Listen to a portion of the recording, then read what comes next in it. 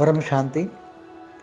आज मैं आत्माओं की स्थिति, अर्ध प्रलय, प्रलय, कल्प प्रलय, महाकल्प प्रलय और महाकाल प्रलय में आत्माओं की क्या स्थिति रहती है, आत्माओं की क्या स्टेज रहती हैं और क्या वही आत्मा क्या हूबहू वही पार्ट रिपीट करती हैं सतयुग त्रेता द्वापर कलयुग में, इसके बारे में मैं बताऊंगा।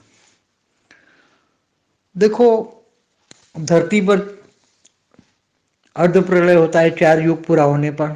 सतयुग त्रेता द्वापर कलयुग 43,20,000 साल पूरा होने पर अर्ध प्रलय होता है, शंकर द्वारा विनाश। ब्रह्मांड में ब्रह्मा द्वारा सृजन, विष्णु द्वारा पालना और शंकर द्वारा विनाश। तो धरती पर शंकर द्वारा विनाश होता है। तो जब शंकर द्वारा विनाश धरती पर होता है, अर्ध प्रलय होता है, तब अच्छी आत्माएं बच जाती हैं, बाकी की आत्माएं मर जाती हैं। मतलब वो शरीर छोड़ देती है, मतलब आत्मा नहीं मरती, शरीर छूट जाता है। वो 2 तत्व उसके जल और मिट्टी खत्म हो जाते हैं, बाकी सूक्ष्म शरीर में वो आत्मा रहती है। 4 युग पूरा होने पर वो सूक्ष्म शरीर में वो आत्मा रहती है और उसी वायुमंडल में रहती हैं। सतयुग में वो आत्मा वायुमंडल सतोप्रधान बन जाता है, क्योंकि आत्मा दुखी होकर जब आत्मा शरीर छोड़ती हैं तो सतयुग में वो आत्मा रीबॉर्न नहीं होती। बहुत कम आत्माएं सतयुग में रीबॉर्न होकर सतयुग में धरती पर आती हैं, बहुत कम आत्माएं आती हैं। बाकी सूक्ष्म शरीर में तो वो आत्माएं हैं ना। कलयुग के अंत में जो आत्माएं थी वो कहाँ गई? क्या दूसरे लोक में गई, या तो ऊपर के स्वर्गलोक में गई, या महालोक में गई, या परमधाम में चली गई आत्माएं? नहीं, क्योंकि परमधाम में तो बहुत पुरुषार्थ करने वाली आत्मा जा सकती हैं। जिनकी आत्मा की कर्मातीत अवस्था हो जाए तो आत्मा निराकारी बन जाए, तो स्थूल शरीर, सूक्ष्म शरीर, सब कारण शरीर भी छूट जाए, तब आत्मा निराकार बनती है, तब परम धाम में जाती है। तो आत्मा की जाति कहाँ है? अर्ध प्रलय में तो आत्माएं सूक्ष्मोत्तर में यहाँ धरती पर ही रहती हैं, क्योंकि उससे ऊपर जाने की उसकी आत्माओं में ताकत नहीं है। तो फिर से जब वो उसका समय जब आता है, समय जब आत्मा की, जब आत्माएं सूक्ष्म शरीर में वहां रहती हैं, अब जब आत्मा जो जिस प्राणी में होती है, जैसे प्राणियों की आत्मा है तो प्राणियों के सूक्ष्म शरीर में रहती है। मनुष्य की आत्मा तो मनुष्य जैसा शरीर में रहती है, मगर रहती है सूक्ष्म में, सूक्ष्म शरीर में, धरती के सूक्ष्म वायुमंडल में रहती है। अगर आत्मा अच्छा पुरुषार्थ करके वो चली गई तो दूसरे लोक, भूलोक से भूभुर लोक में चली जाती हैं। अगर उससे भी ज्यादा पुरुषार्थ करे, भूभुर लोक में भी पुरुषार्थ करे, तो स्वर्गलोक में चली जाती हैं। और स्वर्गलोक में नहीं रहना है तो फिर महालोक में जाती हैं। तो आत्माओं के पुरुषार्थ के आधार पर है। बाकी आत्माएं हुबहू यहाँ रिपोर्ट फिर दोबारा सतयुग त्रेता द्वापर कलयुग चालू हुआ तो उसमें हुबहू नहीं आएगी, मगर उसका शरीर जो अर्ध प्रलय में जो शरीर छूट गया था, अगर कोई जानवरों का है तो जानवर की तरह आत्मा वो रहेगी, सूक्ष्म शरीरों में भी रहेगी। जब उसका समय आएगा कि वो त्रेता में आई थी, तो त्रेता में जब दोबारा आएगा त्रेता, तो वो जानवर बन के वही जानवर बन के वही आएगी, मगर रिपीट पार्ट नहीं बजाती। यहाँ आती हैं अपनी स्वेच्छा से भी, सूक्ष्म शरीर में रहकर भी अगर नहीं आना है तो नहीं आती, जबरदस्ती उसको नहीं होता है, जबरन नहीं होता है कि तेरे को आना ही पड़ेगा। अपने कर्म बंधन होता है सूक्ष्म शरीर में, कारण शरीर में कर्म बंधन रिकॉर्ड होता है। वो रिकॉर्ड के कारण उसका मन, कर्मों के कारण कारण शरीर में जो रिकॉर्ड मन है, तो दूसरा सतयुग त्रेता द्वापर शरीर शुरू हो जाता है, तब सूक्ष्म से स्थूल में आती हैं। तो स्थूल में आती हैं, फिर सतयुग त्रेता द्वापर कलयुग में ऐसी आत्माएं कभी जानवर बनती है, कभी योनि बदलती रहती है। अंतमति सुगति आत्माओं की जो मन की गति होती है, इसके कारण वो जन्म मरण के चक्र में आती रहती है।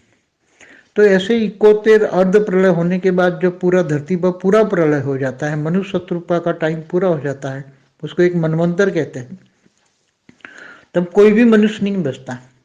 तब सारी आत्माएं, चाहे मनुष्य हो, जानवर हो, पशु पंखी, जो भी आत्मा है वो कहाँ रहेगी? तो धरती के सूक्ष्मवतन में, क्योंकि धरती है सूक्ष्मवतन है, तो कोई आत्मा ऊपर जाने वाली योगी तपस्वी आत्मा की आत्मा हो तो वो ऊपर के लोक में चली जाएगी। त्यागी तपस्वी आत्मा है तो ऊपर के लोक में इच्छा मात्र अविद्या है, नष्ट मोह है।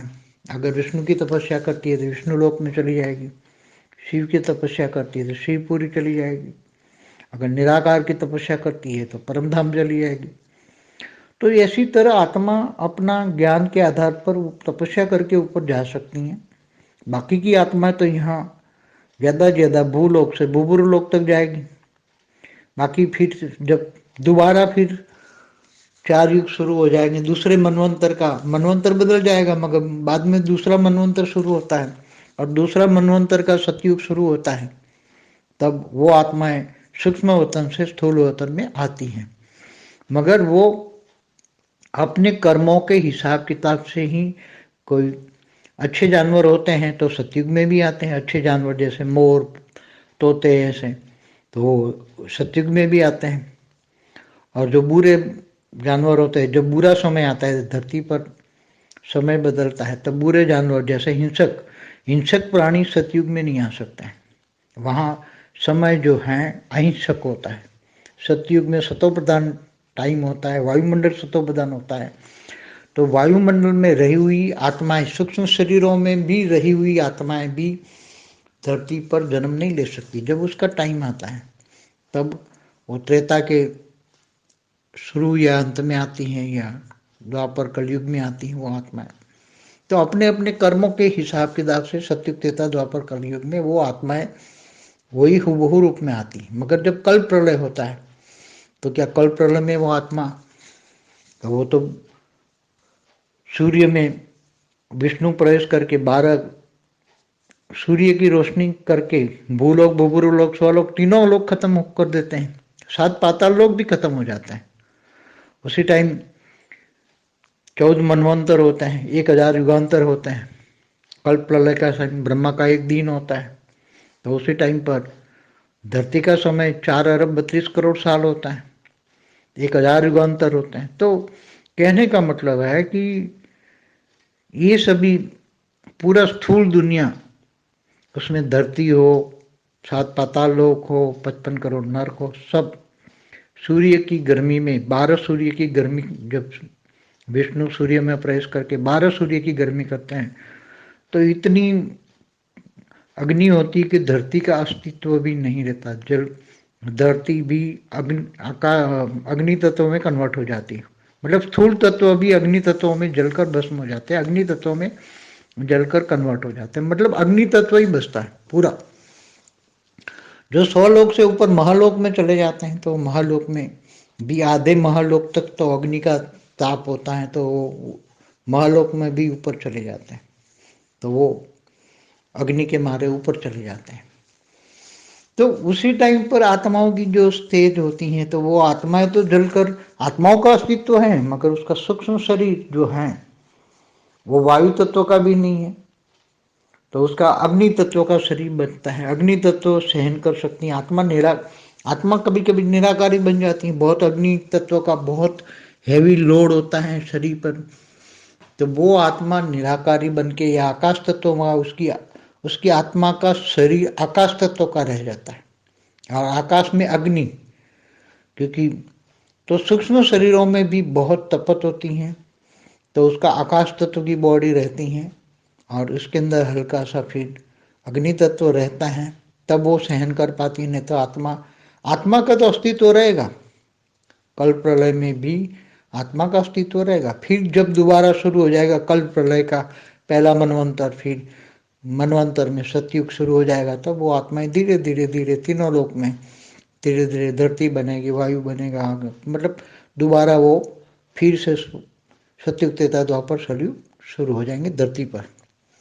तो ये कल्प प्रलय में होता है। मगर महाकल्प प्रलय में, जब महाकल्प प्रलय ब्रह्मा का 100 साल पूरा होता है, ब्रह्मांड की आयु खत्म हो जाती है, तब निराकार शिव पर ब्रह्म परमेश्वर सूर्य में प्रवेश करके कालाग्नि पैदा करके पूरे ब्रह्मांड को जलाकर भस्म कर देते हैं। तो उसके अंदर वो पूरे ब्रह्मांड को जब जलाकर भस्म हो जाता है, तो ब्रह्मांड के उत्पत्ति से पहले जो स्थिति थी वो बनाने के लिए पहले काल अग्नि माना परम अग्नि से पूरे ब्रह्मांड को जलाते हैं, फिर परम अग्नि से उसको परम वायु में रूपांतर करते हैं, पूरे ब्रह्मांड का धीरे धीरे समेट लेते हैं, अपने अंदर समेट लेते हैं, और अपने अंदर समेट कर फिर धीरे धीरे परम आकाश में, परम आकाश से परम महतत्व में, परम महतत्व से निराकार में समा जाते हैं, सब कुछ एज इट इज हो जाता है। तो ये सभी कल्प प्रलय में, महाकल्प प्रलय में होता है। तो वो आत्माएं क्या बसती हैं क्या? आत्माओं का अस्तित्व बसता है क्या? कौन सी आत्माएं बसती हैं?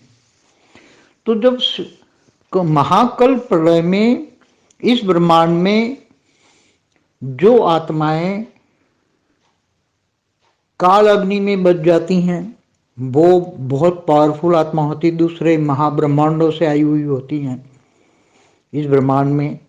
तो उसको जलाकर भस्म नहीं कर सकते, क्योंकि शिव की रचना है। तो शिव जो ब्रह्मा द्वारा सर्जन करते हैं, तो ब्रह्मा द्वारा जो सर्जन की हुई आत्मा है इस ब्रह्मांड के अंदर, जो बहुत कमजोर बन जाती हैं ब्रह्मा के 100 साल में, तब वो आत्माओं को भी अपने अंदर महाकल्प प्रलय में वो आत्माएं भी समा जाती हैं। तो वो आत्माओं का अस्तित्व नहीं रहता। फिर वो साइंस की भाषा में कहें तो ब्लैक होल बन जाता है। ब्लैक होल क्या बन गया?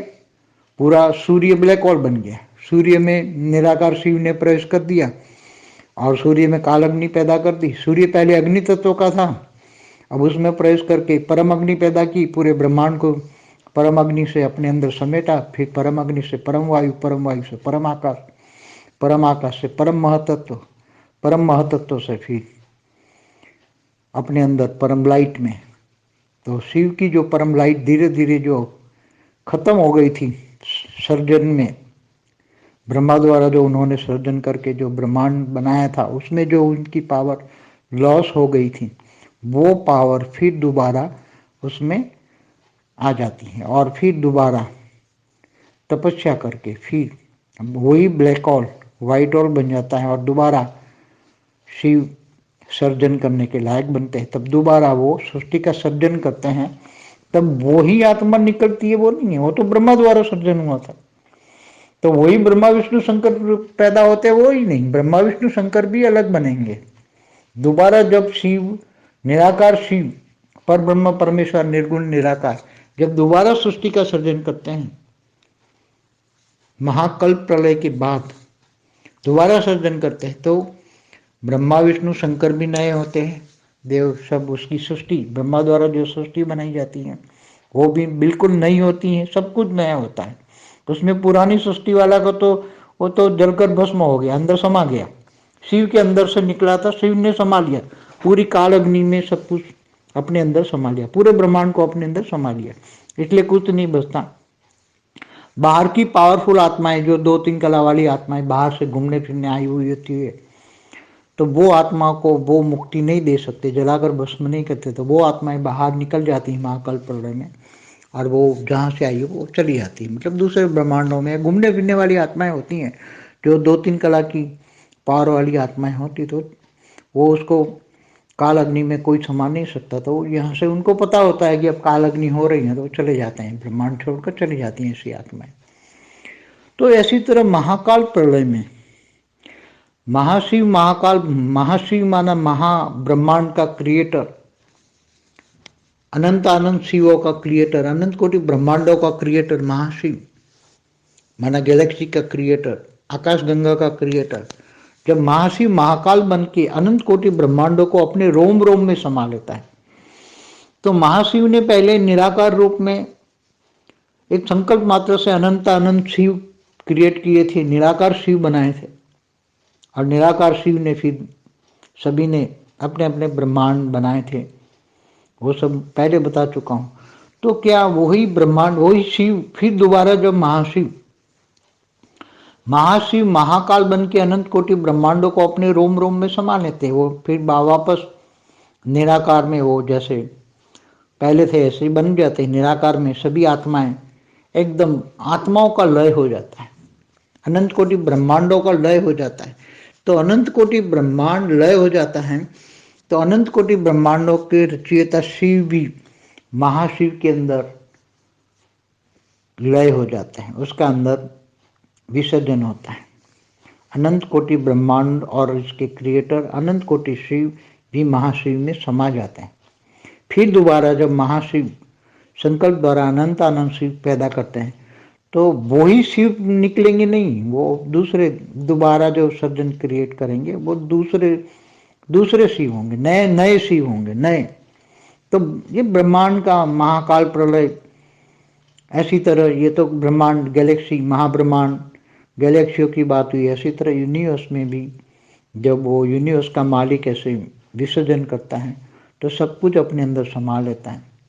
ऐसी तरह मल्टीवर्स में भी जब पूरा 2 बार उसने पूरे मल्टीवर्स को संभाल लिया तो सब कुछ अपने अंदर संभाल लेता है, उसका अस्तित्व तो कुछ भी नहीं रहता, फिर नया बनाता। तो तीसरी बार मल्टीवर्स बना तो उसमें पावर का बहुत लॉस हुआ, पावर लॉस होते होते स्थूल वतन बन गए, सब हर जगह स्थूल वतन सूक्ष्म वतन ये सब बन गए। तो ये पहले भी इसके लिए महाकाल प्रलय की डिटेल में आप वीडियो सुनिए, समझिए। तो ये धीरे धीरे बहुत बुद्धि लगानी पड़ेगी तब समझ में आएगा। परम शांति। परम शांति सोचो, बोलो परम शांति। Join us daily for live meditation, 10 p.m. to 11 p.m. on YouTube Live. Subscribe now. Website www.paramshanti.org. Email us anant@paramshanti.org. Like, share, subscribe. Join today. बेहद की परम